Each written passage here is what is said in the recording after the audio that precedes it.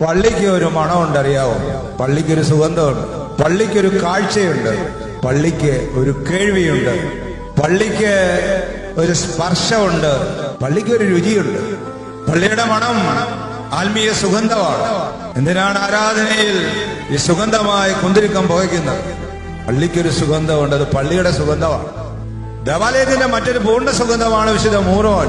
ദേവാലയത്തിന് സുന്ദരമായ ഒരു കാഴ്ചയുണ്ട്. നിങ്ങളുടെ കണ്ണിലൂടെ നിങ്ങൾ കാണുമ്പോൾ ആ കാഴ്ചയിലൂടെ സ്വർഗം നിങ്ങളിലേക്ക് ആവഹിക്കപ്പെടുകയാണ്. ത്രോണോസിലേക്ക് നോക്കുമ്പോൾ, ഈ പള്ളിയുടെ ഉള്ളിൽ വന്നുള്ളതായ വിശുദ്ധയുടെ ചിത്രങ്ങൾ കാണുമ്പോൾ, ഈ പള്ളിക്ക് ശ്രേഷ്ഠമായ ഒരു കേൾവിയുണ്ട്. ഇവിടെ ചൊല്ലുന്നതായ പ്രാർത്ഥനകൾ, സുന്ദരമായ ആത്മീയ കീർത്തനങ്ങൾ, 8 രാഗങ്ങളിൽ ആത്മീയമായി നമ്മുടെ ഉള്ളിലെ തന്ത്രികളെ ഉണർത്തക്ക വിധത്തിൽ ചൊല്ലുകയാണ് ചെയ്യുന്നത്.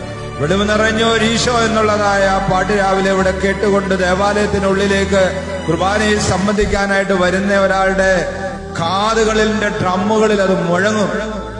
പള്ളിക്കുള്ളിലേക്ക് കയറി വരുമ്പോൾ കുന്തിരുക്കത്തിന്റെ സുഗന്ധധൂപം അഴിക്കും.